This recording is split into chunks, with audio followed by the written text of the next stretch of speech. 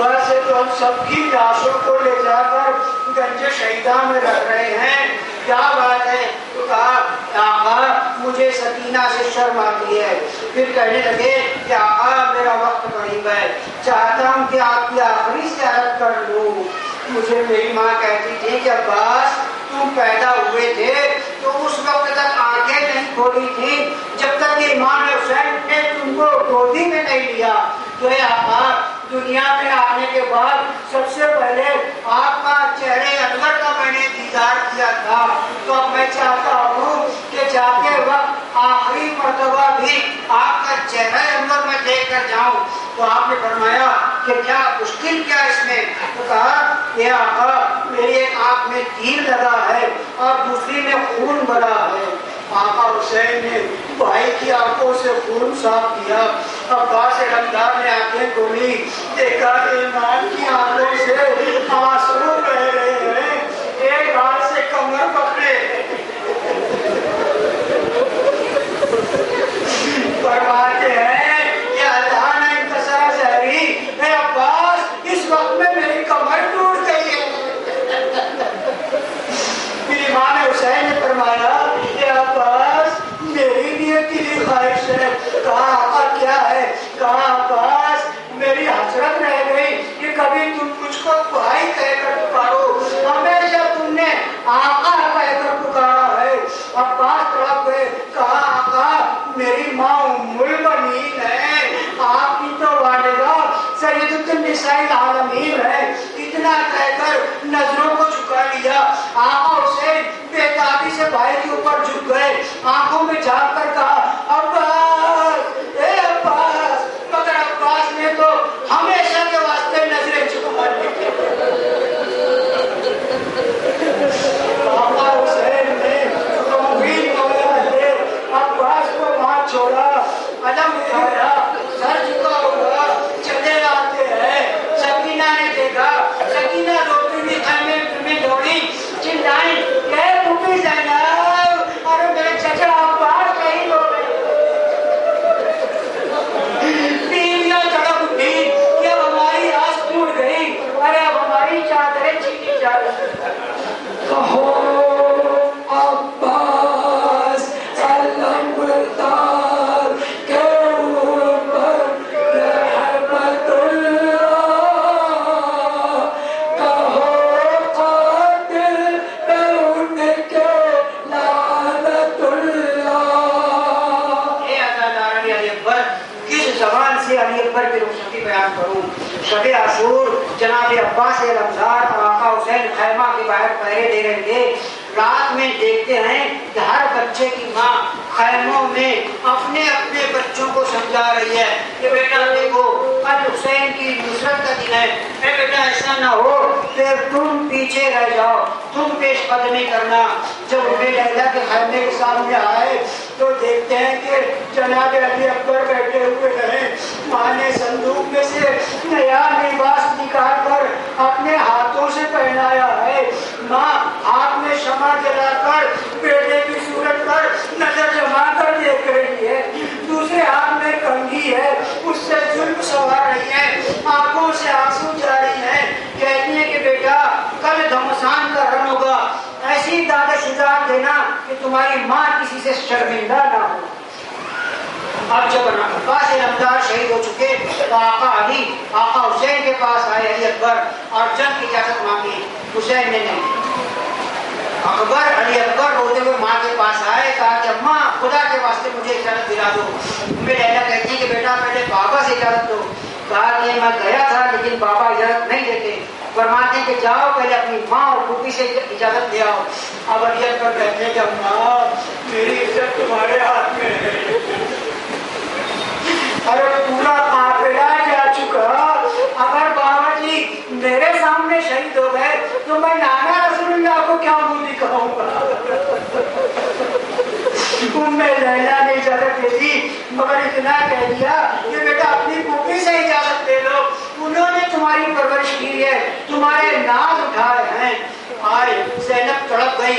18 برس کے کڑیل جوان علی اکبر کی پرورش مولا تینا زینب نے کی. کی تھی اور ایسے ہی کی تھی، ایسے ناز اٹھائے تھے کہ اور محمد کے بھی ناز نہ اٹھائے تھے۔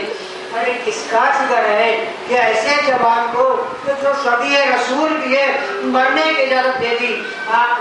آخر پھوپھی زینب نے دل پر پتھر رکھ کر اجازت دی۔ اب علی اکبر بابا جی حسین کے پاس آئے، کہا بابا جی ماں سے بھی اجازت لے چکا، پھوپھی سے بھی اجازت لے چکا، اب آپ مجھے اجازت دے۔ آخر حسین نے مجبور ہو کر اجازت دی، کہا بیٹا تمہارے بغیر یہ بوڑھا باپ کیسے رہے گا؟ اگر نانا کی زیارت کا شوق ہوتا تھا تو تم کو دیکھ لیتا تھا۔ اچھا جاؤ مگر میں بھی تمہارے پیچھے آتا ہوں۔ علی اکبر کو چند کی ضرورت نہیں۔ زینب سے سینے سے لگا لو تم ان کو، بولے یہ سرور زینب سے سینے سے لگا لو تم ان کو، جاتے ہیں اکبر مرنے کو شکل دکھانے آئے ہیں۔ امیر بن مسلم کہتا ہے کہ جب علی اکبر کا میدان میں نکلنے کا وقت آیا، میں نے دیکھا کہ خیمے کا پردہ بار بار اٹھتا ہے اور گر جاتا ہے۔ علی اکبر باہر نکلنا چاہتے ہیں، بیویاں دامن پکڑ لیتی ہیں۔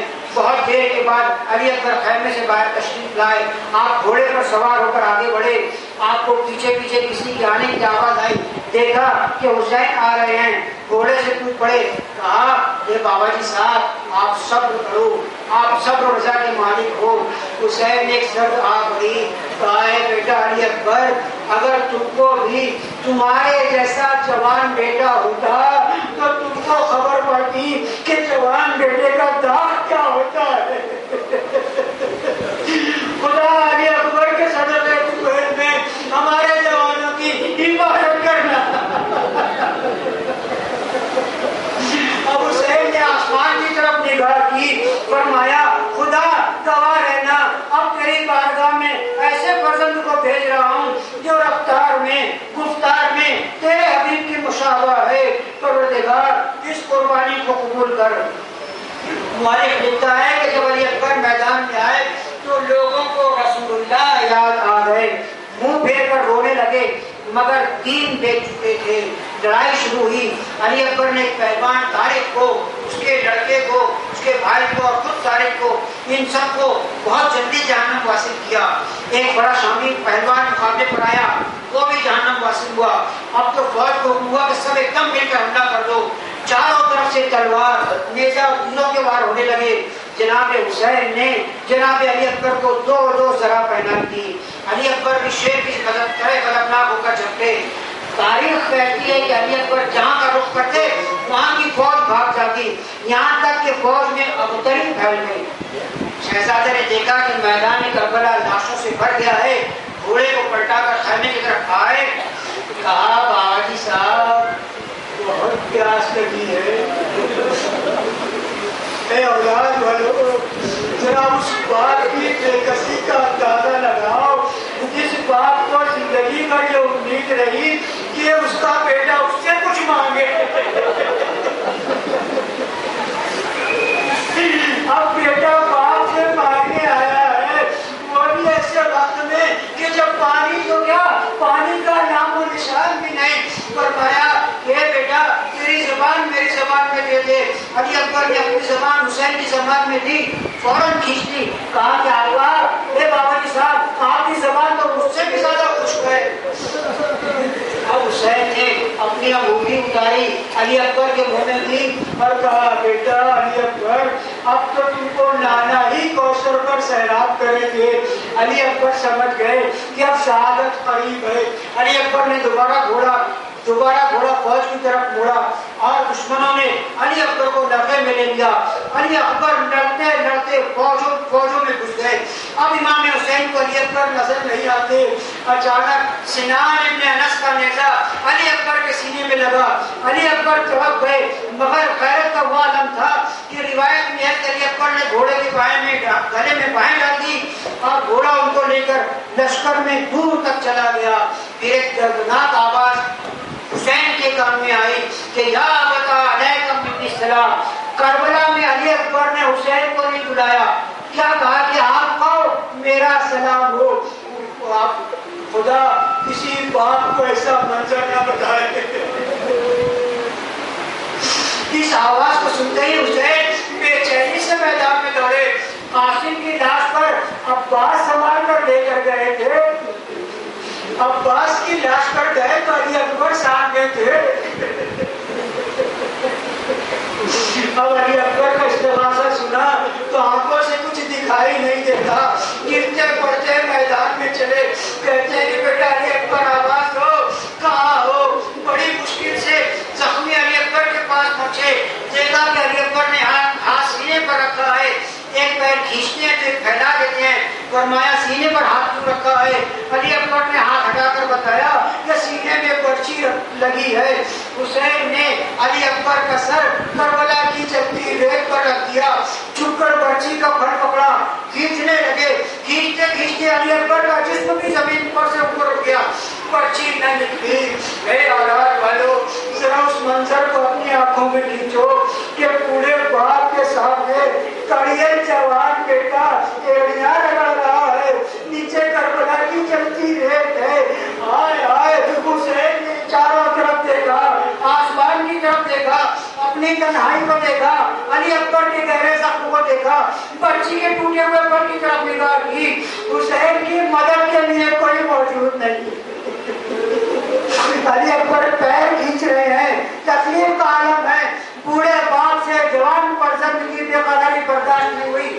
علی کربلا نے آستین چڑھائی، حسین کی آنکھوں پر پٹی نہیں ہے، علی اکبر کے اوپر جھکے، دونوں ہاتھوں سے پرچی کے پل کو مضبوطی سے پکڑا اور یا علی ادرکی کہہ کر اوپر کھینچا۔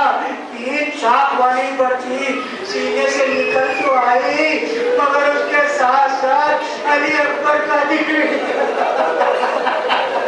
کے لاشا لگتے جگر کا صبر کیا سرکار، دیکھ کے لاشا لگتے جگر کا صبر کیا سرکار، خیمے کے در پر آ کے باہوں سے کان بھوکا، لٹ گئی اکبر کی جوانی سناؤ کیسے، لٹ گئی اکبر کی جوانی سناؤ کیسے۔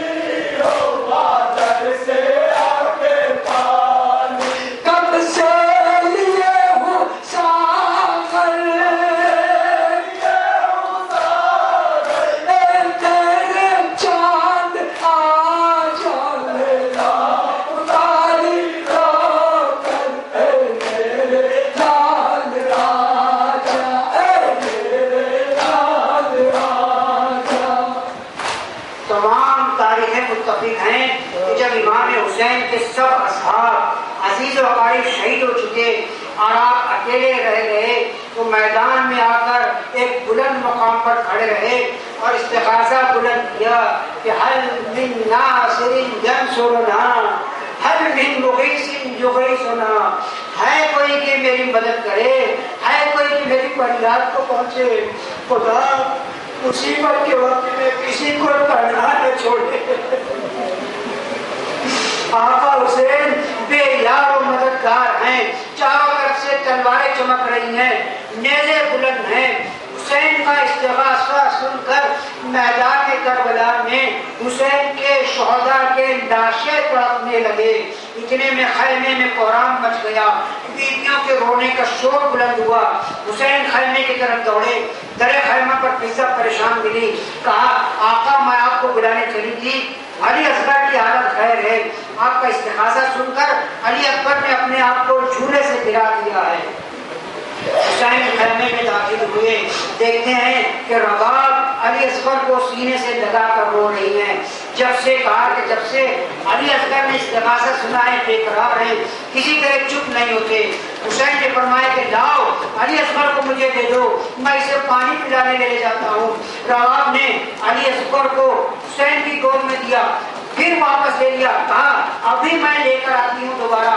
ایک گوشے میں گئی، جلدی جلدی پرانا لباس اتار کر نیا لباس پہنا دیا، بالوں میں کنگھی کر دی۔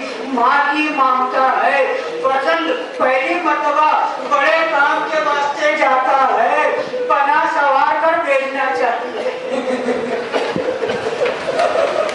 جا کر آقا حسین کی گودی میں دیا۔ اب آقا حسین چلے تو سب بیویاں ہاتھ اٹھا کر کہنے لگی اللہ نگہبان، اللہ نگہبان، کیونکہ صبح سے دیکھ رہی تھی کہ جو بھی میدان میں جاتا ہے وہ زندہ واپس نہیں آتا۔ علی اصغر کو میدان میں لائے تو عبا کے دامن کا سایہ کر کے لائے۔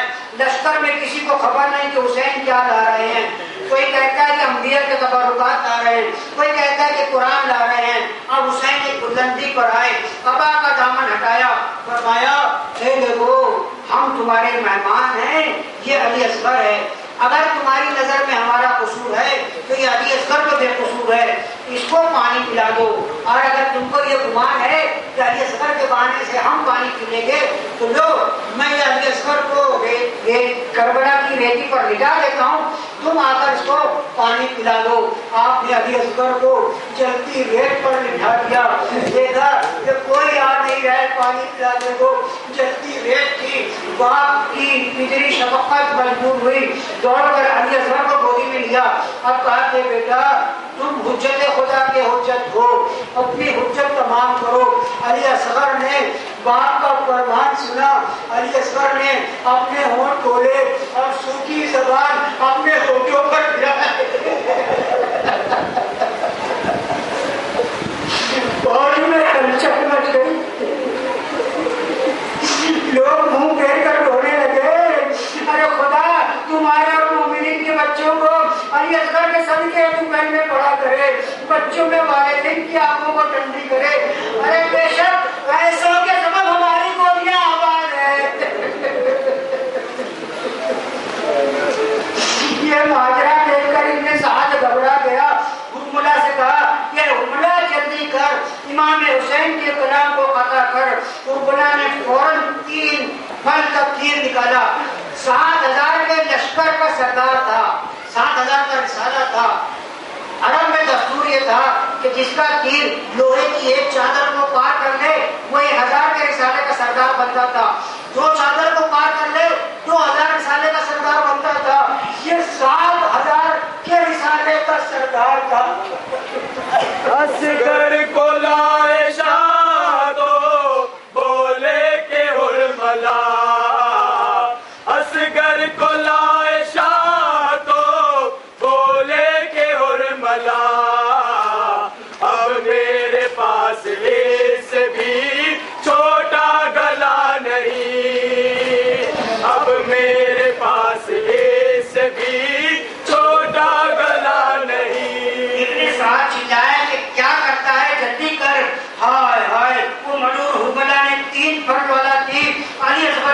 चलाया। अली असगर पाप के हाथों पर पलट गए, तीर हलक को चीर कर इमाम के हाथ में बेबस हो गया। असगर के गले से खून का फव्वारा छूटा।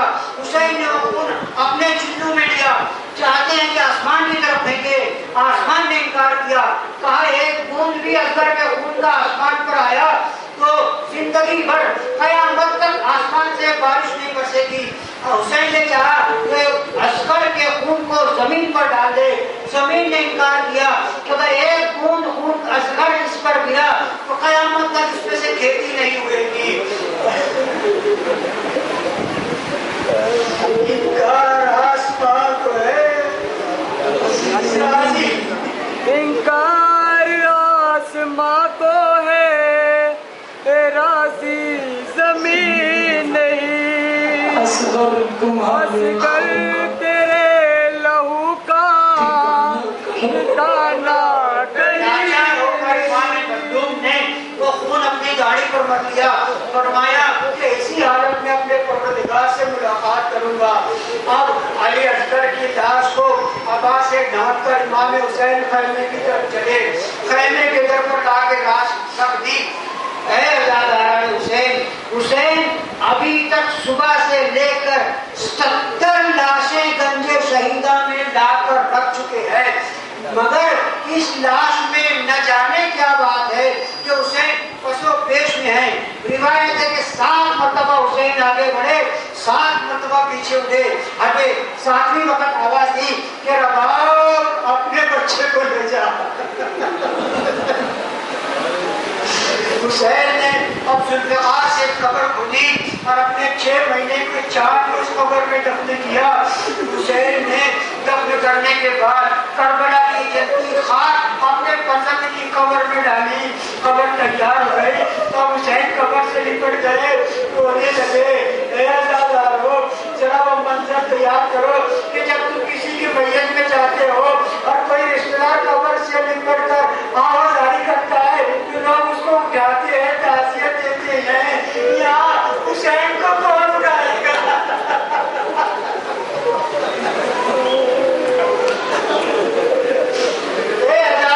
हुसैन बस अब आखिरी मरहला है। आका हुसैन के असहाब और अहले बैत के खैमे खाली हो गए, दुनिया असहाब हुसैन से खाली हो गई। हुसैन का तमाम लश्कर खैमों से निकलकर खान के करबला पर आराम कर गया। वफा की एक निराली दास्तान लिख गया। माओ की गोदियां खाली हो गई, हुसैन का खजाना खाली हो गया।